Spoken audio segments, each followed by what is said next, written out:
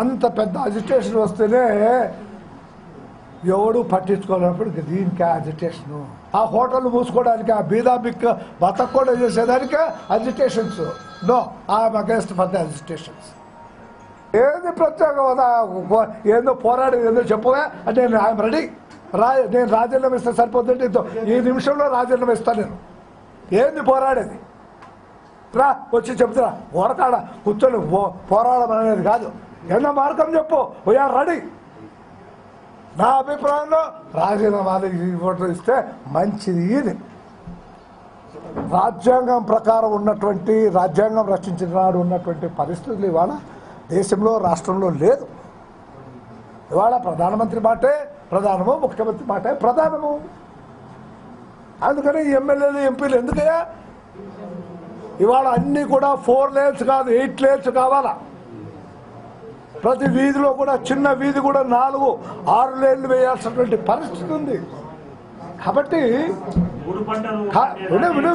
కాబట్టి సమీకరణ 36,000 ఎకరాలు కాదు, 40,000 ఎకరాలైనా 50,000 ఎకరాలైనా అది ఎక్కువ కాదు. అయితే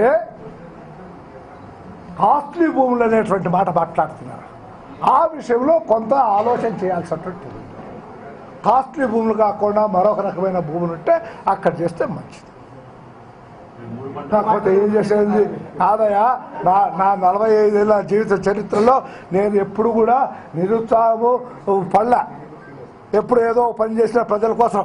ఇవాళ ఏం చేయలేకపోతున్నా, ఏం చేస్తున్నాం?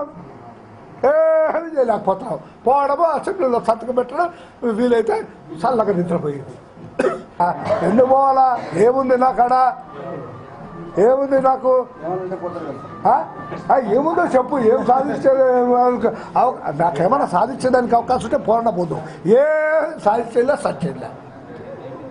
సాధించలేనప్పుడు ఎందుకంటే ఇది బాగాలేదా? చంద్రబాబు నాయుడు బాగాలేదా? పర్వాలేదు. మిగతా వాళ్ళకి ఎట్టున్నాడో చంద్రబాబు నాకు తెలియదు. కానీ నేను అడిగినవి ఈ జిల్లాలో కావాల్సినటువంటి కార్యక్రమాలు అన్నింటిలో కూడా ఈజ్ హెల్ప్ఫుల్ టు అస్. అతను సహాయం చేస్తున్నాడు. ఎందుకు వదిలిపెట్టి పోవాలి? నేను ఇప్పుడు ఏమవసరం ఉంది నాకు లేదు.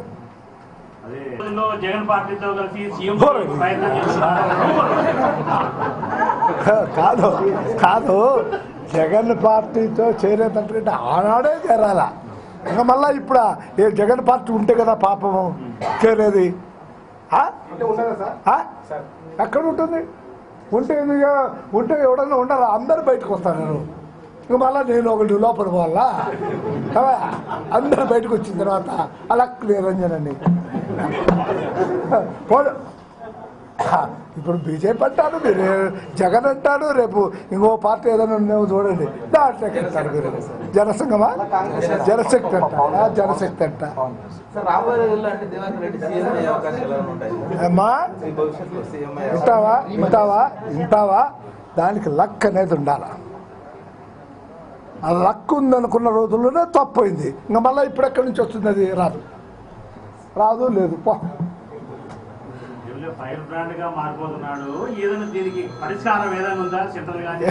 పరిష్కారం లేదు. నిరాశ నిస్పృహతో చేతకానితనంతో అరుస్తాంట.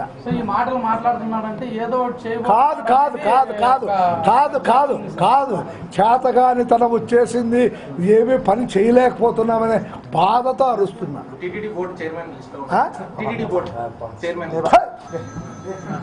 నేను మంత్రిగా పనిచేసిన వాడిని నాకెందుకు కర్మ నాకు?